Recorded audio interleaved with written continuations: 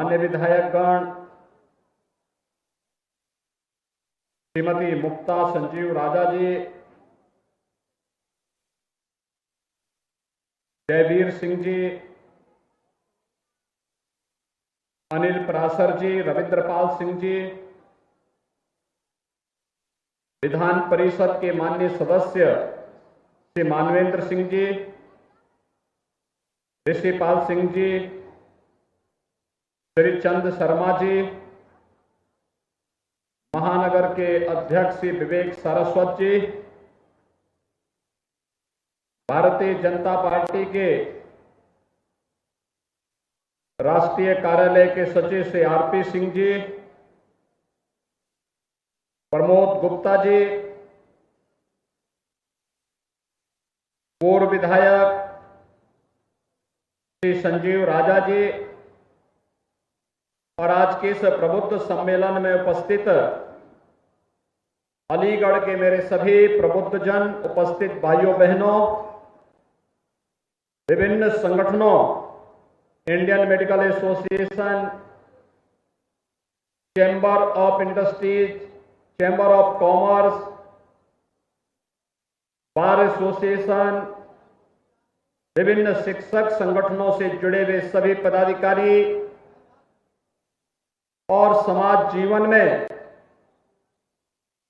लोगों की जन जागरूकता से लेकर के उन्हें समाज और राष्ट्र की मुख्य धारा के साथ जोड़ने में महत्वपूर्ण भूमिका का निर्वहन करने वाले हमारे सभी प्रबुद्ध जन, उपस्थित भाइयों बहनों,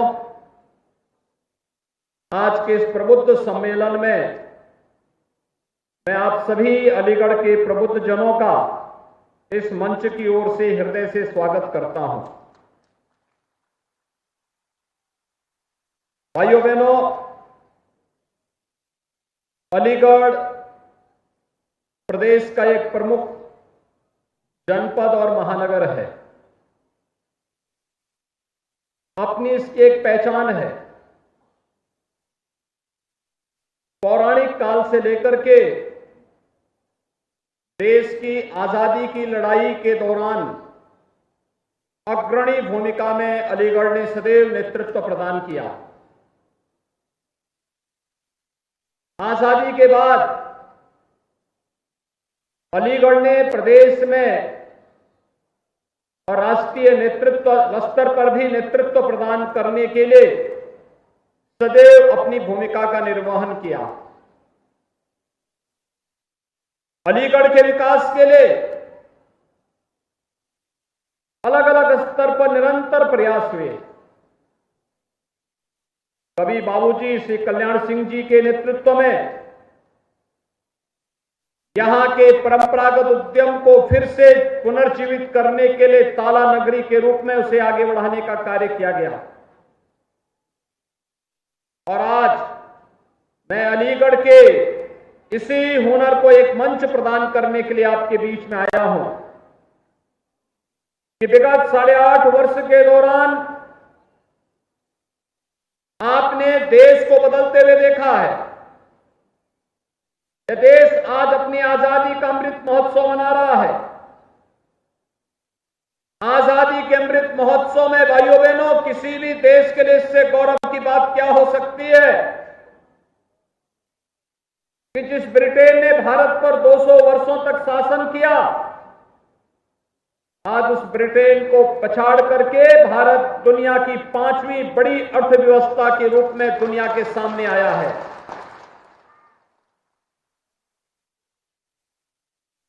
दुनिया के वे 20 बड़े देश जिनका दुनिया के 80% संसाधनों पर अधिकार है, G20 के नाम पर वे जाने जाते हैं।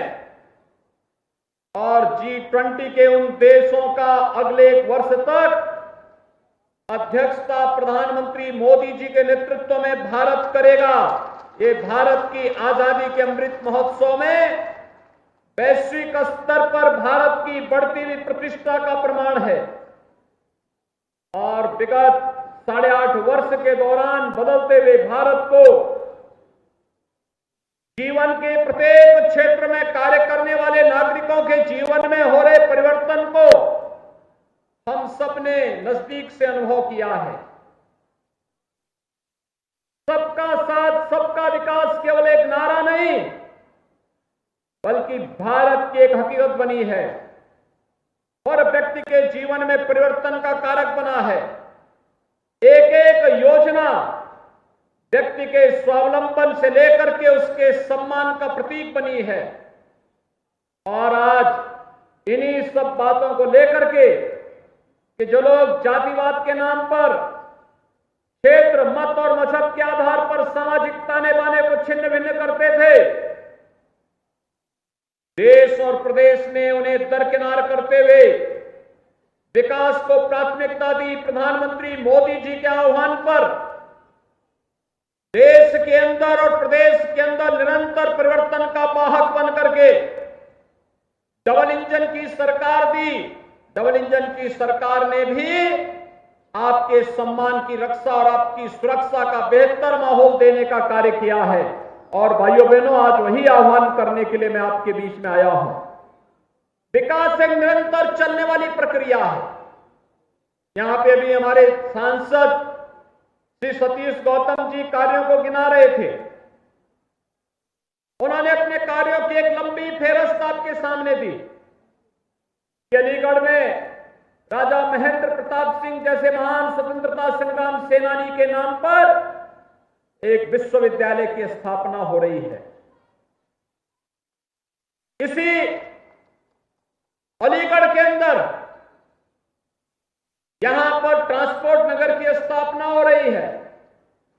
स्मार्ट सिटी मिशन के अंतर्गत अलीगढ़ आज एक नए रूप में देश के सामने है। डिफेंस कॉरिडोर की स्थापना यहां पर की जा रही है, जिसके माध्यम से यहां के उद्यमियों को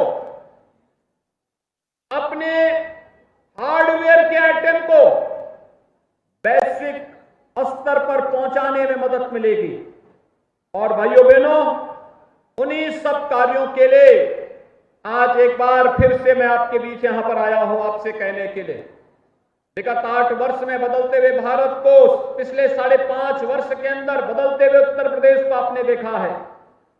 आज उत्तर प्रदेश की कानून व्यवस्था तो देश के लिए को नजीर बनी हुई है। और व्यक्ति जहां भी हम जाते हैं, लोग इस बात को कहते हैं कि आखिर उत्तर प्रदेश ने आज दंगा मुक्त प्रदेश बन करके देश के सामने और दुनिया के सामने एक नजीर प्रस्तुत की है। कहां 2012 से 17 के बीच में प्रदेश के अंदर दंगों का एक लंबी श्रृंखला खड़ी हुई थी।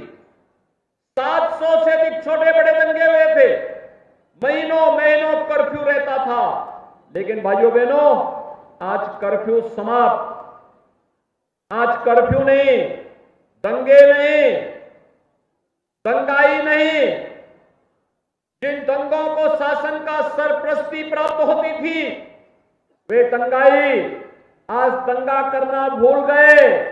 आज उनमें से बहुत सारे लोगों ने तो अपनी आजीविका के लिए अब ठेला लगाना प्रारंभ कर दिया और आसानी से अपनी आजीविका को आगे बढ़ा रहे हैं। अब अपराध से तौबा कर लिया, आगजनी से तौबा कर लिया।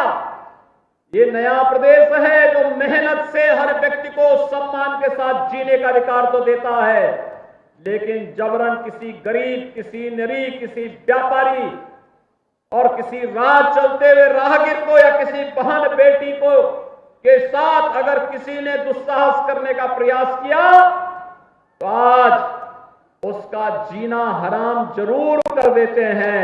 और यही तो नया उत्तर प्रदेश है। आज नए उत्तर प्रदेश में आस्था का सम्मान भी है। इंफ्रास्ट्रक्चर डेवलपमेंट के बड़े बड़े कार्य हो रहे हैं। देश का सबसे बड़ा एयरपोर्ट यहीं पे जेवर में बन रहा है और देश का सबसे बड़ा एक्सप्रेसवे, गंगा एक्सप्रेसवे भी यहीं से होकर के जा रहा है। भाइयों बहनों, स्मार्ट सिटी मिशन के अंतर्गत याद करिए, इससे पहले हमारे नगरीय क्षेत्रों में स्वच्छता की क्या स्थिति होती थी? गंदगी होती थी, कूड़ा जगह जगह गिरा रहता था। कोई आता था, देख करके वह बड़ा खराब संदेश लेकर जाता था, लेकिन पहले से काफी सुधार हुआ है। अगर पिछली बार अलीगढ़ में भारतीय जनता पार्टी का बोर्ड बना होता तो अलीगढ़ में भी भाइयों बहनों स्वच्छता की रैंकिंग में वैसे ही स्थान अलीगढ़ को भी प्राप्त होता जैसे गाजियाबाद को प्राप्त हो गया, लखनऊ को, वाराणसी को, गोरखपुर को प्राप्त हो गया, आगरा को प्राप्त हो गया। ऐसे ही रैंकिंग में हम भी अलीगढ़ को भी आगे बढ़ा सकते थे। कार्य हुआ, लेकिन उसके साथ एक टीम वर्क कार्य करती है। आज प्रदेश और केंद्र में एक विचारधारा की सरकार है तो योजनाओं को आसानी से लाने में मदद मिल जाती है। हमने योजनाओं में तो भेदभाव नहीं किया। कोरोना कालखंड आपके सामने उदाहरण है। कोई भी बीमार रहा होगा, फ्री टेस्ट सबका है, उसकी जाति, उसका मत, उसका मजहब, उसका क्षेत्र, उसका भाषा नहीं देखी गई। कोई व्यक्ति रहा हो, उस व्यक्ति को फ्री में उपचार की सुविधा दी गई, उसको फ्री में वैक्सीन दिया गया, फ्री में राशन की सुविधा दी गई और हर पात्र व्यक्ति को आवास की सुविधा भी उपलब्ध करवाने का कार्य किया। प्रधानमंत्री आवास योजना हो या मुख्यमंत्री आवास योजना, उज्ज्वला योजना के रसोई गैस के कनेक्शन हो या फिर घर में सौभाग्य योजना के अंतर्गत दी जाने वाले विद्युत के फ्री में कनेक्शन की सुविधा, आयुष्मान भारत का कार्ड हो या स्ट्रीट वेंडर को ब्याज फ्री लोन की सुविधा, पीएम स्वनिधि योजना के अंतर्गत, स्वामित्व योजना के अंतर्गत जहां पे घर है उस गांव में उस जमीन का मालिकाना अधिकार भी देने का कार्य कोई कर रहा है जो डबल इंजन की सरकार कर रही है। और इसलिए भाइयों बहनों, मैं आज आप सभी प्रबुद्ध जनों से यही अपील करने के लिए आया हूं। आपने परिवर्तन की बाहर डबल इंजन की सरकार को देखा है और जब स्थानीय निकाय की संस्थाओं में भी डबल इंजन की सरकार से जुड़ी हुई ही स्थानीय सरकार आएगी भाइयों बहनों, तो ये परिवर्तन जनता की बुनियादी सुविधाओं को प्राप्त करने के लिए जाती है। खासतौर पर सड़क है, बिजली है, स्वच्छता का है, स्ट्रीट लाइट का है। आज आप देख रहे होंगे 2017 के पहले जितनी भी स्ट्रीट लाइट होती थी बेतरतीब हेलोजन लगे रहते थे, कभी चल रहा है कभी नहीं चल रहा है। आज आप जाइए किसी भी महानगर के अंदर, उत्तर प्रदेश के अंदर, पिछली सरकारों ने तो बिजली देनी बंद कर दी थी, इसलिए उनके लिए स्ट्रीट लाइट का कोई महत्व ही नहीं था, क्योंकि जब बिजली नहीं आएगी तो लाइट जलेगी कैसे। वे बिजली नहीं देते थे, लाइट जलती नहीं थी, इसलिए उनको पता ही नहीं था कि ये सब एक जैसी लाइट लग जाएगी तो इसका प्रभाव होगा। लेकिन भाइयों बहनों, आज आपने देखा होगा एलईडी स्ट्रीट लाइट एक जैसी कलर की, दुधिया कलर की आपको पूरे महानगर के अंदर, पूरे प्रदेश के अंदर आपको देखने को मिल जाएगा। और अब केवल बड़े बड़े महानगर ही नहीं, छोटे छोटे नगरों में भी और गांवों में भी एलईडी स्ट्रीट लाइट दिखाई दे रही है। इसकी सबसे बड़ी बात क्या है, इसमें न केंद्र को पैसा देना पड़ा, न राज्य को पैसा देना पड़ा, न स्थानीय निकाय की संस्था को पैसा देना पड़ा। ये बिजली की जो बचत हुई हेलोजन से, उस पैसे से, बचत पैसे से ये लाइट लगी हुई है। यानी आम के आम और गुठली के भी दाम। यही है, हम पैसे बचत भी करते हैं, जनता को बेहतर सुविधा भी देते हैं। और यही तो कार्य है जो स्मार्ट सिटी मिशन के अंतर्गत हम नगरीय क्षेत्रों में एलईडी स्ट्रीट लाइट के माध्यम से जो कार्य हुआ। पटरी व्यवसायियों को कोई पूछता ही नहीं था। पहली बार पीएम स्वनिधि बनी, प्रधानमंत्री मोदी जी ने देश के अंदर 1 करोड़ से अधिक पटरी व्यवसायियों के हितों के लिए पीएम स्वनिधि योजना के अंतर्गत ब्याज फ्री लोन की सुविधा दी और डिजिटल पेमेंट के साथ उन्हें जोड़ करके उनके जीवन को बेहतर बनाने का कार्य किया। कोई सोचता था गरीबों के लिए आवास मिलेगा? अब तक हम उत्तर प्रदेश में ग्रामीण और शहरी क्षेत्र में 45 लाख गरीबों को आवास उपलब्ध करा चुके हैं। 2 करोड़ 70 लाख गरीबों को शौचालय उपलब्ध करवा चुके हैं। और भाइयों बहनों, अभी आपने कल परसों पढ़ा होगा 8,62,000 से अधिक आवास फिर से आ गए हैं, जिसे हम गरीबों को वितरण करने जा रहे हैं। यानी हर गरीब को सिर ढकने के लिए छत उपलब्ध कराने का पुख्ता व्यवस्था ये भी किया गया है। 2 करोड़ युवाओं के लिए स्मार्टफोन और टैबलेट उपलब्ध करवाए जा रहे हैं। ये नौजवानों को उत्तर प्रदेश के केवल सिटी ही स्मार्ट नहीं होगी, हमारा युवा भी स्मार्ट होगा और उस युवा स्मार्ट नौजवान के लिए टैबलेट और स्मार्टफोन की व्यवस्था के साथ साथ उसके कैरियर काउंसलिंग के लिए भी व्यवस्थाएं की जा रही हैं। अभ्युदय कोचिंग की व्यवस्था हर एक जनपद के अंदर फ्री में, और इस बार तो अभ्युदय कोचिंग में उत्तर प्रदेश पीसीएस की जो परीक्षा संपन्न हुई उसमें 43 नौजवान केवल अभ्युदय कोचिंग में जिन्होंने कोचिंग की थी वहां से वो उनका सिलेक्शन हो गया। यानी आप देख रहे होंगे आज नौकरी के लिए सिर्फ ही खानदान वसूली के लिए नहीं आ सकता है, नहीं तो पूरा खानदान, महाभारत के सभी रिश्ते निकल पड़ते थे। कहीं चाचा जाता था, कहीं भतीजा जाता था, कहीं कोई और जाता था और पूरे प्रदेश में नौकरी के नाम पर वसूली करते थे। आज भाइयों बहनों उनकी छुट्टी, आज तो प्रदेश के नौजवान को, उत्तर प्रदेश के नौजवान को नौकरी के लिए परेशान नहीं होना पड़ता है। 5 लाख नौजवानों को सरकारी नौकरी दे चुके हैं। 1,61,00,000 नौजवानों को प्रदेश के अंदर सुरक्षा और कानून व्यवस्था की बेहतर स्थिति के माध्यम से जो निवेश हुआ है उसके माध्यम से नौकरी और रोजगार उपलब्ध कराया गया है। और बैंकों के साथ तालमेल करके 60 लाख नौजवानों और उद्यमियों को हमने प्रदेश के अंदर स्वतः रोजगार के साथ जोड़ने का काम भी किया है। ये निरंतर चल रहा है। मिशन रोजगार के अंतर्गत प्रधानमंत्री मोदी जी ने अभी परसों 71,000 नौजवानों को सरकारी नौकरी के कार्ड नियुक्ति पत्र वितरित किए। 10 लाख नौजवानों का अग्निवीर के रूप में भर्ती की प्रक्रिया चालू हो चुकी है। 10 लाख नौजवानों को अन्य सरकारी नौकरी भारत सरकार देने जा रही है। अब भेदभाव नहीं, हर नौजवान को उसकी योग्यता और क्षमता के अनुरूप नौकरी देने की कार्रवाई को आगे बढ़ाया जा रहा है। और अलीगढ़ में तो इतना पोटेंशियल है, जेवर एयरपोर्ट बनेगा, ये लॉजिस्टिक हब और ट्रांसपोर्ट हब, ये आसपास का क्षेत्र बनेगा। लाखों नौजवानों को नौकरी वाला तो ये क्षेत्र अकेले बन जाएगा, लाखों नौजवानों के लिए। उसके लिए तैयारी करें और इसीलिए आज मैं आपके पास आया हूं। हम लोगों ने फरवरी में एक बड़े विराट इन्वेस्टर समिट के आयोजन को लखनऊ में आयोजित करने के लिए तैयारी प्रारंभ की है।